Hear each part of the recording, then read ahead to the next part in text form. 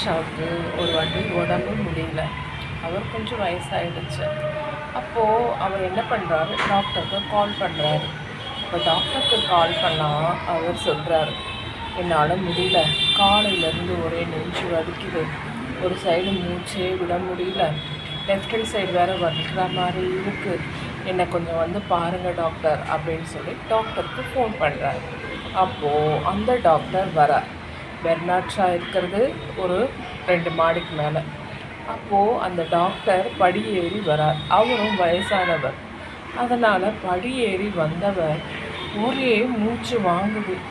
ஒரே மூச்சு வாங்கி அப்படியே ஒரு சைடு பிடிச்சிட்டு அப்படியே சோபாவில் சாய்ச்சிட்ட உடனே பெர்னாட்ஷா இருக்கார்ல, அவரை என்ன பண்ணார், ஒரு ஆஸ்பிரின் மாத்திரையை எடுத்து அந்த டாக்டர் கையில் கொடுத்து கொஞ்சம் சுடு தண்ணி போட்டு கொடுத்து ஃபஸ்ட்டு, அதுக்கப்புறமா கொஞ்சம் மாதிரி ஆன உடனே டீ கொஞ்சம் கொடுங்க. அங்கே வந்த டாக்டர் உடம்பு முடியாமல் ஆயிட்டார். அவருக்கு இவர் கவனிக்கிறார். மாத்திரை கொடுத்து தண்ணி கொடுத்து அதுக்கப்புறம் ஒரு டீ போட்டு கொடுத்து இந்த மாதிரி. அப்புறம் கொஞ்சம் நேரம் ஆகுது. கொஞ்சம் நேரம் ஆனவிட்டு அப்புறம் இப்போ ஓகேவா டாக்டர் அப்படின்னு கேட்டுட்டு பக்கத்தில் போய் நின்றுக்கிட்டு இப்போ எப்படி இருக்கு உங்களுக்கு அப்படின்னு கேட்குறாரு. அப்போது அவர் சொல்கிறார், ஐம் ஓகே அப்படின்னு சொல்லிட்டு பில் புக் எடுக்கிறார். பில் புக் எடுத்து பில் எழுதுகிறார்.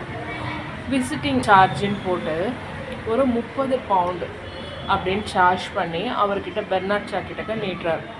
அப்போது அவர் கேட்குறார், பெர்னாட்ஷா கேட்குறார், நீங்கள் என்ன பார்க்க வந்தீங்க உடம்பு சரியில்லைன்னு, ஆனால் நீங்கள் உடம்பு சரியில்லாமல் ஆயிட்டீங்க, அதுக்கப்புறம் நான் தானே உங்களை கவனித்தேன், எனக்கே பில் கொடுக்குறீங்க அப்படின்னு சொல்லிவிட்டு அவர்கிட்ட இவர் கேட்குறார். அப்போ டாக்டர் சொல்கிறார், நீங்கள் என்ன சொன்னீங்க, எனக்கு உடம்பு முடியல சொன்னேன், நெஞ்சு வலிக்குது சொன்னேன், அப்போது எனக்கு வந்து கவனிச்சிங்க, எல்லாம் பண்ணிங்க, அப்போ நீங்கள் சரியாக தானே இருக்கீங்க, நீங்கள் உடம்பு முடியலன்னு ஒரு தனிமையில் இருந்தீங்கன்னா அது அப்படி தான் ஆகும்.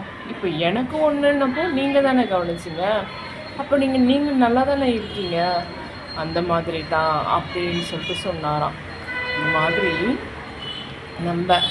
நம்மளுக்கே ஏதோ ஒரு வழி இருக்குது அப்படின்னு இருந்தோம்னா அப்படியே அது பெருசாக தான் ஆகிடும். அதே இன்னொருத்தருக்கு ஏதோ ஒன்று ஆயிடுச்சு அப்படின்னா நம்மளோட இது அப்போ தான் வேலை செய்யும். அப்புறம் நம்ம அவங்களுக்கு கவனிப்போம். அது மாதிரி நம்மளுக்கு என்ன இருந்தாலும் தெரியாது. மற்றவங்களுக்கு செய்யணும் போகணும்னு நினச்சிட்டோம்னா அந்த வலிகளும் மறைஞ்சிடும். நம்ம ஓடலாம்.